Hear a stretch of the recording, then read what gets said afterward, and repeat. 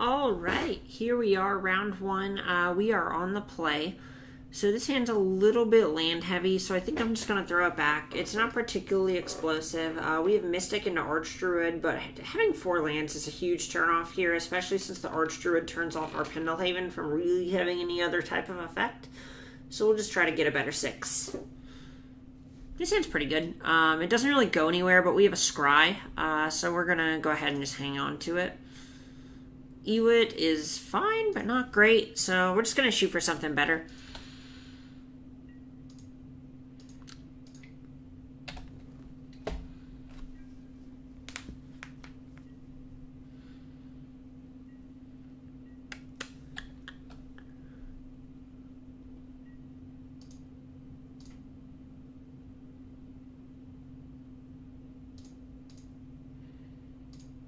Fairy Conclave, you say? Interesting. That's a good one. Kind of wish we'd kept that Eternal Witness now, because then we could cord. Basically, we could cord for Vizier, infinite mana, Ewit back the cord, and then get our Azuri. But here what we're going to do is we're going to name Cleric with Cavern, because that lets us cast our Vizier. Cast a Devoted Druid and attack for 1.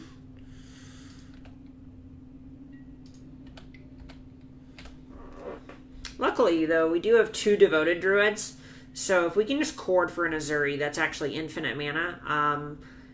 So if you can activate Azuri once, you're giving both of your Druids a total of 6 toughness, which means you can generate 6 mana with that toughness. It looks like our opponent's just playing a mono blue Flyers deck, which is, I imagine, great for us. But I'm prepared to be wrong. Alright, that's pretty great. So, we will tap this for a green. Then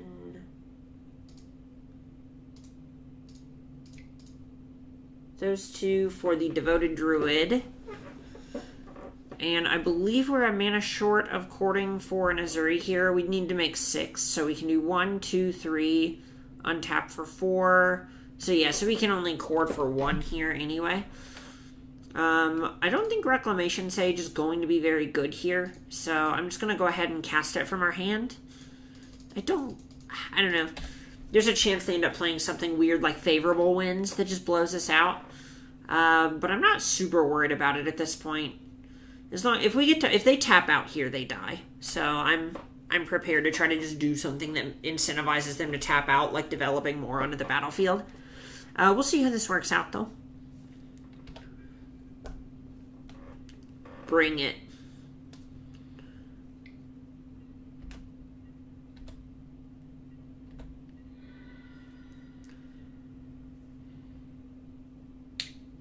Excellent.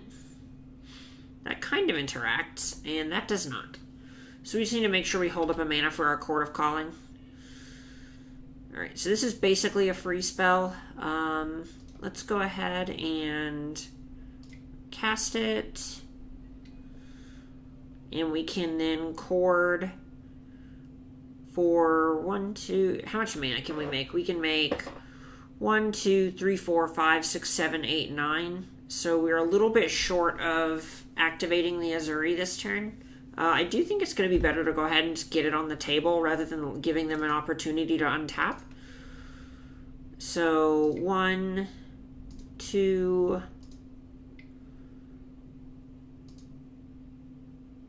3, 4, 5, 6.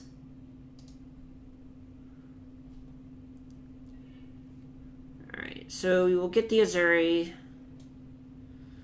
which actually produces 1 more mana, kind of. But we are still a mana short. We can untap each of our Devoted Druids, which we could then tap 1, 2, and 3 with Heritage Druid to make 3 mana, and Lanny would be the 4th mana.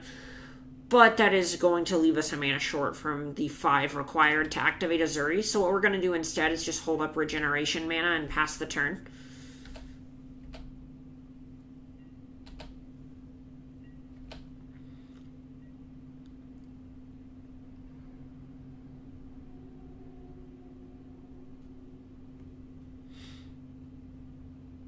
Another line we could have theoretically taken there is we could have looked into courting for Elvish Archdruid and just crushing, but either of these lines are going to take multiple turns to kill them, so I'd rather do the one that just 100% kills them the following turn in Azuri.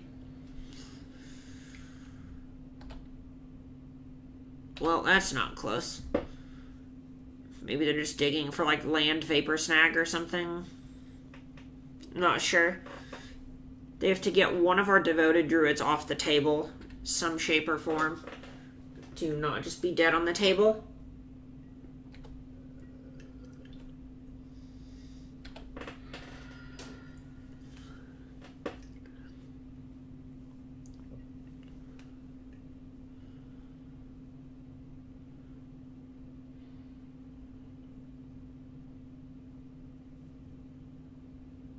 Do they got it?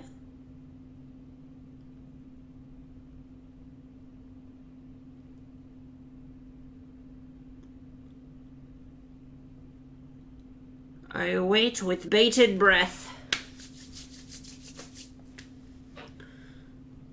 I said, hey, what's going on?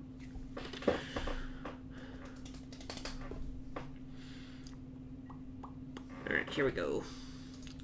Let us do the thing.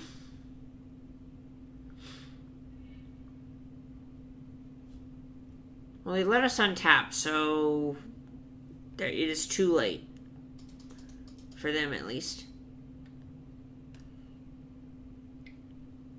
Vapor Snag Azuri. Well, they had to Vapor Snag a Devoted Druid on their turn. Or else this would happen. Green, that. Activate 1 and 2 and 3.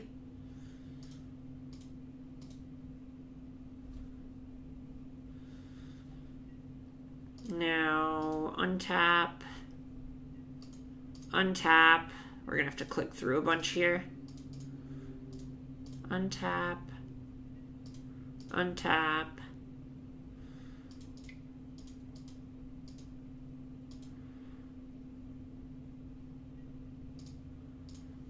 Activate again.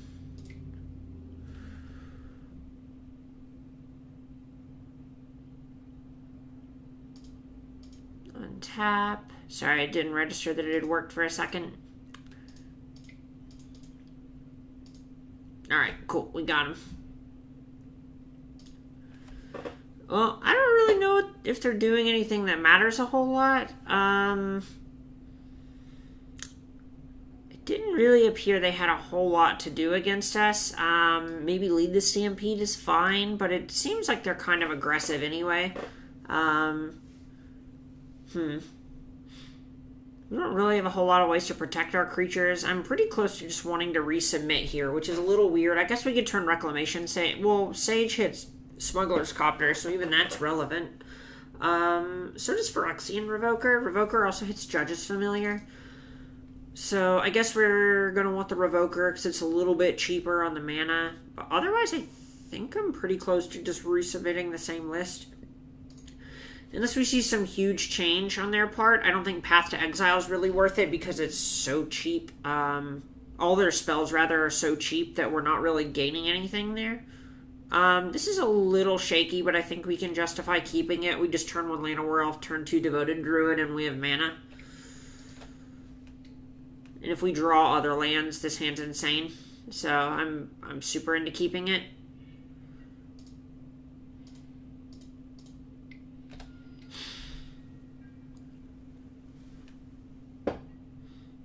Alright, now we just gotta find a land off the top. I have faith. We're gonna do it.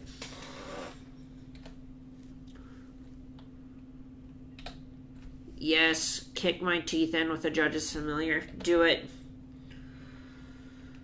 Our one land being a Horizon Canopy is admittedly pretty awkward. I can't pretend that that's not pretty rough.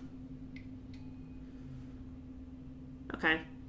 So that's relevant. Oh, geez. Alright, so this Court of Calling is a little bit embarrassing, but that's fine. But if we get a couple turns, if we can just resolve Chord for 2, we win. So we just need to get a Vizier of Remedies with the Court of Calling. Alright, so this Court of Calling is never resolving. Good grief, that is a lot of 4 spikes. This looks a lot like Zach Elsick's Blue Steel deck, but some of the cards they've played I don't believe are in his deck. Like, I don't think he played Fairy Miscreant. I guess we can Phyrexian Revoker to turn off Mausoleum Wanderer. And then the next turn we can... Or Judge's Familiar, I suppose. And then the next turn I think that we might have them. Oh, that's kind of gross, but I think it's fine, actually. So we Revoker, Judge's Familiars, take 5 down to 8. So we can spend the mana on creatures. I was just doing the math to see if we actually could afford to.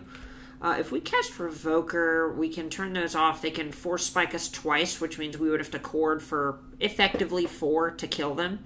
We can tap the Revoker. So we... 2 for Revoker leaves us 1, 2, 3, 4, so we can only cord for 1. So we're going to have to wait a turn. That's fine, but we're going to try to insulate ourselves a little bit from what they've got going on over here.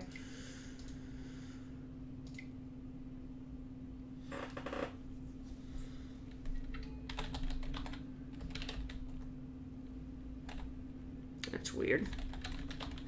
There we go. Alright, Judge's Familiar. Glad this isn't a Reclamation Sage, I must admit. Alright, so I think the mana is more important than the 2 points of life, or the virtual mana generated by just having creatures on the table in relation to a Court of Calling. So we're just going to do it this way. Hopefully they don't like Vapor Snag Phyrexian Revoker with the cord on the stack. They did miss their 3rd land drop, so they're also a little bit choked on mana. Alright, so they don't have a Spirit. That's pretty good for us.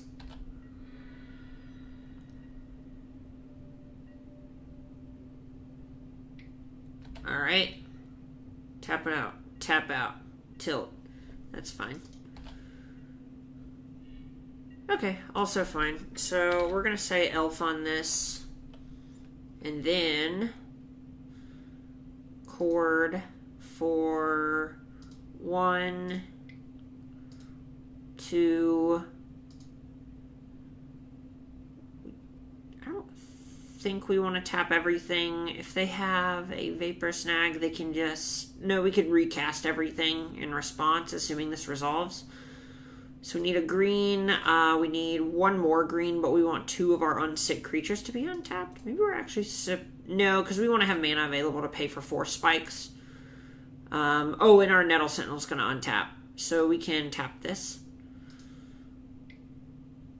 X is 1, X is 2. I knew there was some part of the equation I was forgetting there. There's even a chance as a result of this that it was better to cast Nettle Sentinel over the Llanowar Elves last turn because we knew we were just going to be courting this turn. Vapor Snag, Devoted Druid. That's pretty rough. So they have 6 in the air, right? I think we're just dead.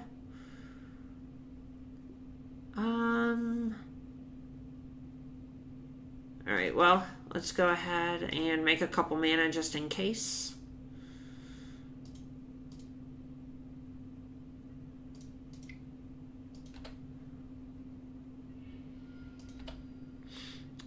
On the off chance that we are not just dead, we're going to produce the mana so we can recast our stuff. Alright, and we are dead? Yeah, we're just dead. Okay. That was pretty rough, but that's what happens sometimes. We kept a risky hand and it ended up biting us. I don't know if their hand lined up very well with ours or not. They just played a bunch of 4. Yeah, I guess kind of, because we were leaning on the cord.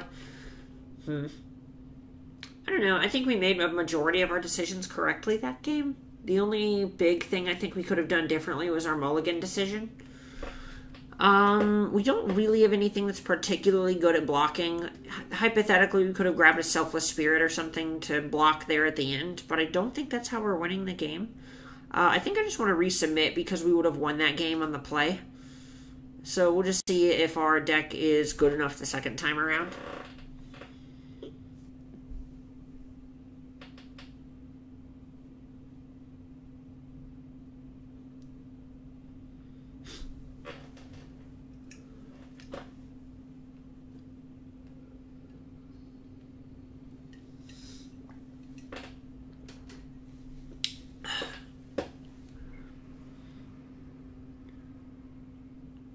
Bright side, our opponent's in the tank when it comes to sideboarding, so maybe that helps.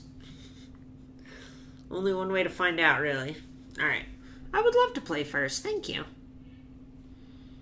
This is another shaky one-lander, but I think it's a better one. I don't know. So this one isn't as unfair, but our company is better because we do just have a bunch of ones. So if we draw a land... Yeah, I think we're supposed to keep this. We have a turn 3 company even on a one-lander. So I think this hand is just quite good.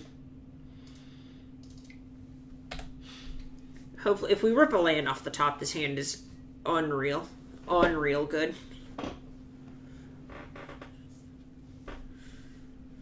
We just get to cast everything in our hand but the collected company.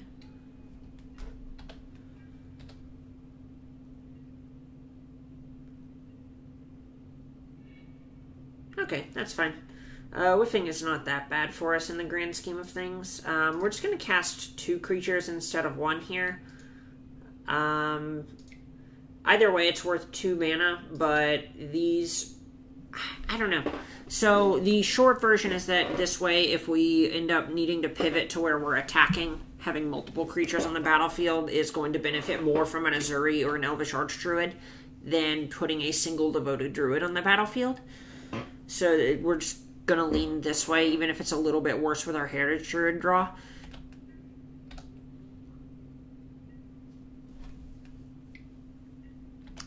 Ideally, they kept some weird one-lander or something.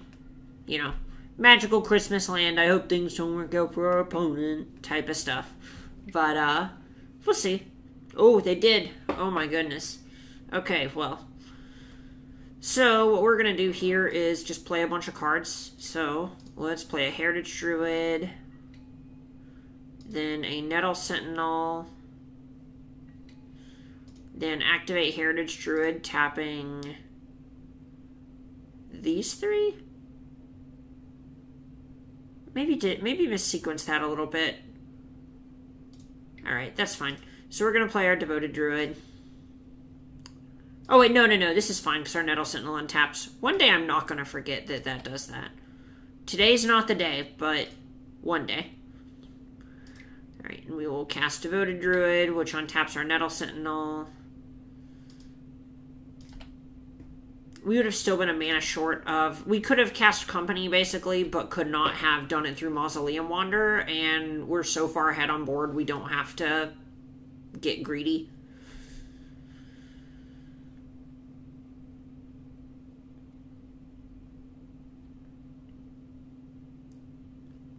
I don't know how they come back from this. They might have, is it Wrath of Merit Lage? I think was in 8th edition, where it's like a 4-mana bounce all green creatures. That card's pretty brutal. They might have something to that effect. Since they're a mono blue deck, they can afford to play cards that are that pointed. Well, afford is the wrong phrasing. They're kind of required to play cards that are that pointed because they don't get to play as many of the universal answers.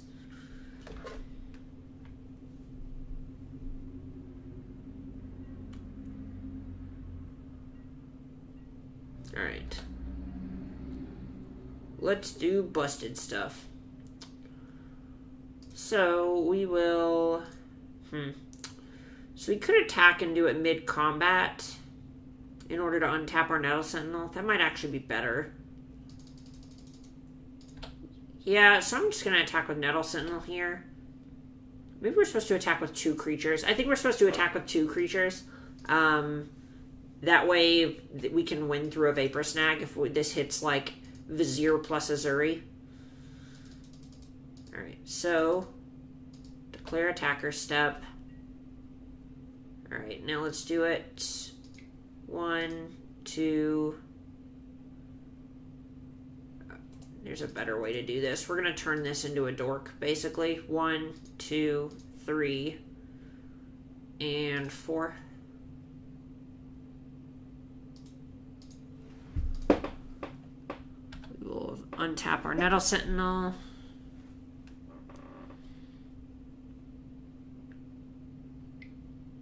Dispel. Okay, sure. That's fine.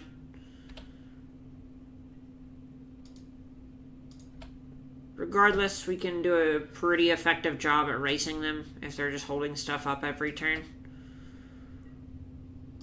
I'm just going to Revoker here. I don't care about Mausoleum Wanderer, so I'm just going to name Smuggler's Copter. Because that card is the best blocker against us by a fair margin.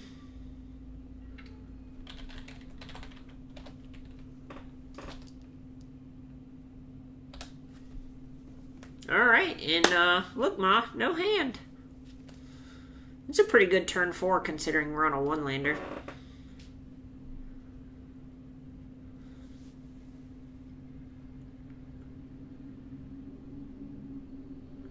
I think they're thinking about Vapor Snagging something and trying to decide if it's worth it to Vapor Snag, you know, Nettle Sentinel to prevent it from attacking in the future. Or Revoker, sure. I guess they have a Smuggler's Copter. Or they were just bouncing any 2-power creature and Phyrexian Revoker cost the most mana. That might be their mentality there.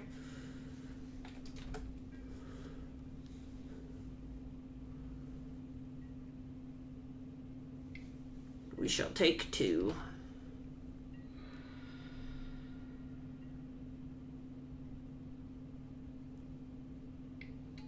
Sure. Well, as almost good as that is, I guess it's a 2-2. So, it's not going to untap our Sentinel, so we can do it pre-combat.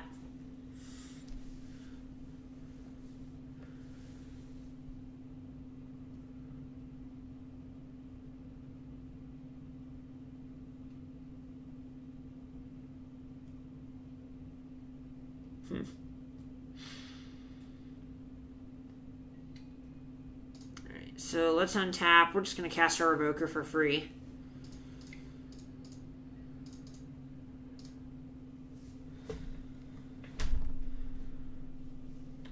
I'm just going to name Smuggler's Copter again, assuming it resolves. I guess they could Spell Sneer it.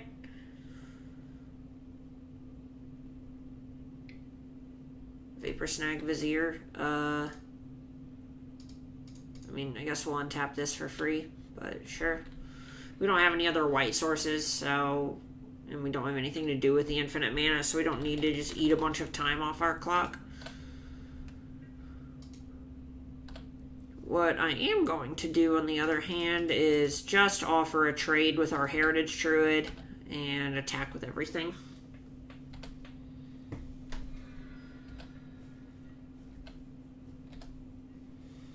We're winning this race if they don't draw something good. If we draw green spells, our Sentinel untaps. Even if we don't, they're 3-ing us and we're 4-ing them. It takes, what, 9 more cards or something? Yeah, so this Jace's Phantasm is just a 1/1 flyer for 1 in this deck. They're playing like the Flying Man archetype. I knew they had favorable wins. Alright, well, wish this was a Reclamation Sage. That's pretty rough. Okay, so we need to find something good very soon. We got a lot of outs, though. I guess if we're being honest. Oh, are they going to Ghost Quarter us? Ugh, that could be rough. No, they are not. Interesting. Doing it on our draw step, maybe? No. Okay, well.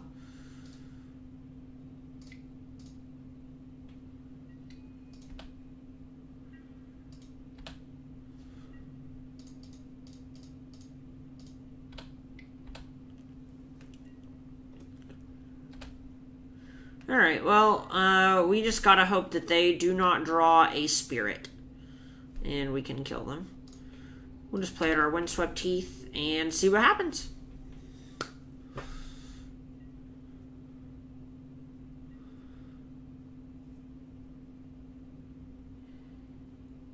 No, they got us. Huh. Really didn't expect to lose this matchup. I feel like it's really favorable. All favorable wins, puns aside. We kind of just had a really anemic draw this game. We drew a bunch of bullets and only drew one of our big payoff cards that got dispelled. We maybe shouldn't have just jammed it into 2 open mana, but if I remember correctly, we could play around Mana Leak at the time. I don't know. There's probably somewhere that last game went wrong outside of the mulligan decision. And it's probably that the turn we collected company and we should have attacked for more. I think that's the biggest thing that we did wrong that game. We maybe should have just taken a more aggressive stance early on. I had mentioned it when playing our Lana War Elves, so I might have made it to where we could pivot into the aggro role, but then not actually pursued it. So I should have either picked we're doing the combo thing or we're doing the aggro thing. And I think that would have been a bit better for us. Either way, make sure and stick around for the next set of videos. See you all in a second.